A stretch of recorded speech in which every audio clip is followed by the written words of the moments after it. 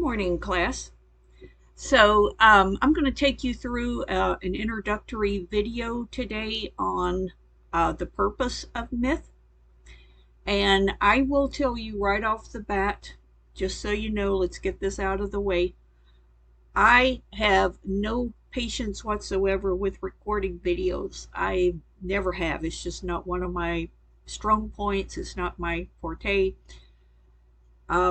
And I'm the last person that will sit here and spend hours editing a video, etc. I've just got more urgent things to do with my life. So if I flub anything or I make mistakes rather than editing over those and going back over and over, because like I said, I just don't have the patience for that. I just tend to plow right through it.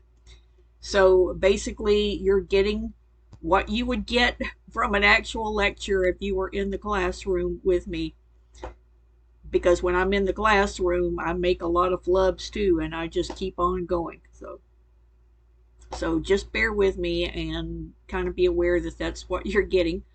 Um, Also, as we work through the course, as you progress through the various modules, um, some of the modules you will have guest speakers and lecturers. I'll be using videos from my colleagues, for example, with some of the modules, so it won't be me every time, but I am the face to put with the name Linda Woods, and I am your main instructor for this course. Anyway, let's go ahead and dive into this. So I'm going to get my PowerPoint downloaded here and get it open, and we will proceed from here. It might take it just a few minutes.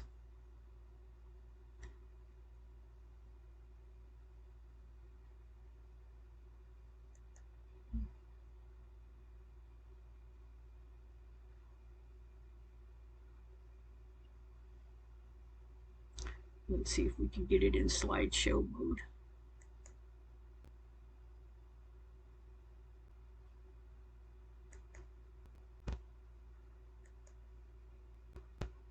Okay, so for some reason it's not wanting to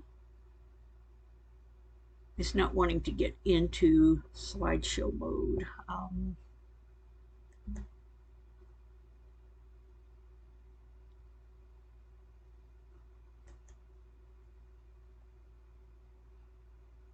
Okay, so it is giving me a little bit of an issue here. All right, so like I said, I don't have a lot of patience with this kind of thing, so I'm just going to dive right in.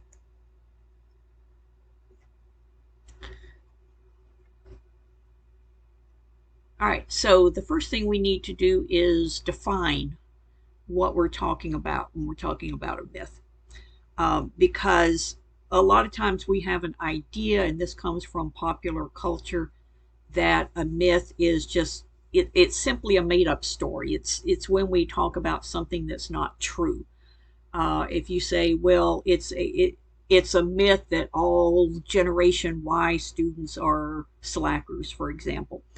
So a lot of times we kind of throw the word myth around in that context. But when we're talking about myth as it relates to story, it's something very different. So we're not talking about something that's just made up. So note my definition here. I said a myth is a story that reveals basic truths about a culture or civilization. All right, so what are those basic truths that we can learn from a culture's stories? This is how I break it down. So I say, from a culture's stories, first of all, we learn what that culture values. We learn what makes people in that culture tick, what they believe, right? What they fear. That's important too, and that seeps into their stories as well. what they aspire to be. How does this culture view themselves and their place in the world? Also, and I guess this really plays into all of the above, but what a culture believes, right? And again, how they view themselves, how they view their environment. What is their what do they believe is their relationship to nature, for example? Something that we'll be talking about in next week's module. How do they see themselves in their place in the world? And this might help you to kind of put things in perspective. So, when we, as a Christian society, and most of us that have grown up here in the United States, especially in the South, most of us come from a Christian background, not all of us, but I would say the biggest majority of us in the South come from a Christian background. We've been raised on the stories of the Holy Bible, and we go to church and we learn about all the things that God did and Moses did and Jesus did. And all of that is very ingrained in our cultural consciousness. Well, this is exactly what we're talking about here. So if you look at the stories of the Bible, yes, those are myths in the context that we're talking about for this course. Those are stories that are the founding principles of our belief system. And they formulate everything that we value as a culture. So I think that's a really good way to look at it, because it's kind of easy to accept that truth when we're talking about our own culture, but when we're talking about another culture, it becomes a little bit more problematic, because people tend to dismiss those stories, that they don't have any value simply because they don't reflect their own values or beliefs. But that's something that we have to learn to kind of separate ourselves from.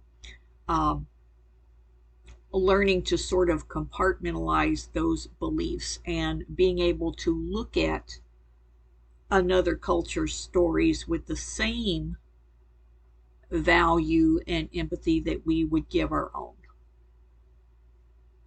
All right, so let's progress.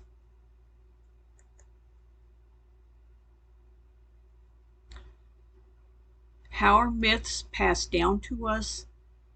Obviously, oral storytelling. I mean, that's where it all begins, right? Stories started with people sitting around their campfires, sharing things that they had heard.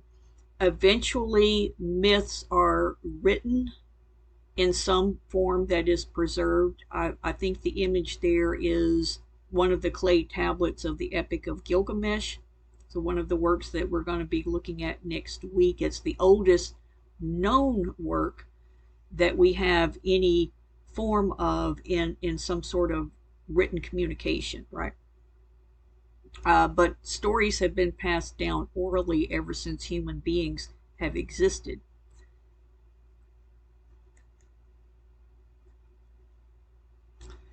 Some of the terms that we'll be introducing very early on in the course, the first several stories that we'll be looking at are considered epics.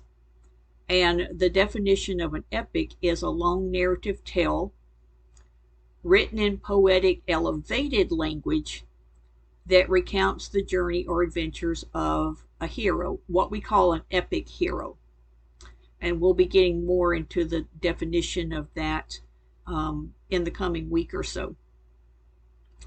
In traditional epics, the hero's journey is directly tied to the history of the nation and the culture he represents. The image on the left here is a very common symbol of mythology that many of you will probably recognize, which is the Trojan horse. That myth actually comes to us from two sources, one being the Iliad, the Greek epic by Homer, and the other being the Aeneid, which is the Roman epic written by the poet Virgil. And the Aeneid is one that we're going to be spending some time with in this course. But those two works are the first references that we get to the Trojan horse. Now, what was the story there? The story, of course, was at the end of the Trojan War conflict, which had lasted for 12 years. Things had come to a stalemate between the Trojans and the Greeks, and it didn't look like either side was going to be able to conquer the other. What eventually happens is that the Greeks send this gigantic wooden horse to the Trojan gate. It is presented as a peace offering from the Greeks to the Trojans. They are told, if you just let the horse inside the gates, this is our peace offering to you. There's going to be a ceasefire, etc. So the Trojans fall for this. They let the horse inside the ramparted gates of Troy, which to this point has been impregnable. They let the horse in, and of course, as soon as the horse is behind the gates, the Greek soldiers who have been hidden inside the belly of the horse come spilling out, and they ransack the city of Troy. They destroy it, they burn it, they raze it to the ground. Wouldn't have happened if they had just kept the Trojan horse out, but they believed what they were told. So hence, we've got this little cartoon image from 2016 when Trump was elected. And this is kind of how the concept of collective memory works in relation to mythology, which is something we'll be talking about also. So this was a political cartoon. I think it appeared in the New York Times, and it was presented under the assumption that readers of the New York Times would automatically get it. They would understand what that reference was. They would know what that symbolized, right? Which is the idea of the Trojan horse. You let this thing, this person, inside the gates, right? And disaster is going to happen. Obviously, this was an anti-Trump political cartoon. And so the soldier spilling out of the belly of the Trojan horse in this instance is Russian soldiers, right, who will come spilling out and supposedly take over America, according to the cartoon anyway. All right, so we've talked about this hero's journey. What is that? It is a type of myth in which an epic hero undergoes a series of trials and obstacles in order to obtain a specific goal.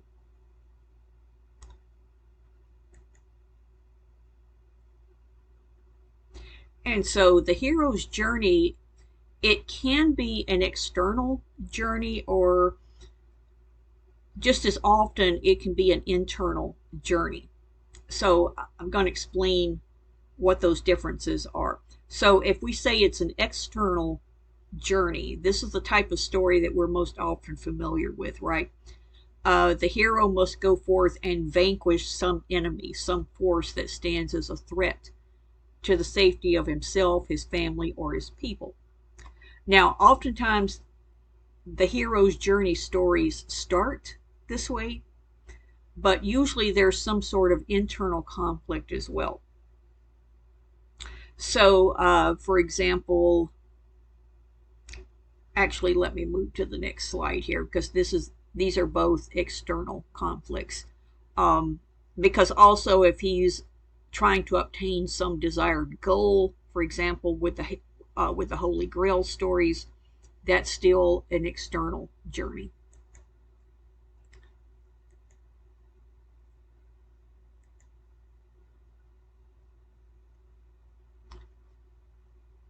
So an example of internal hero's journeys, the hero must overcome some moral weakness, fear, inhibition, or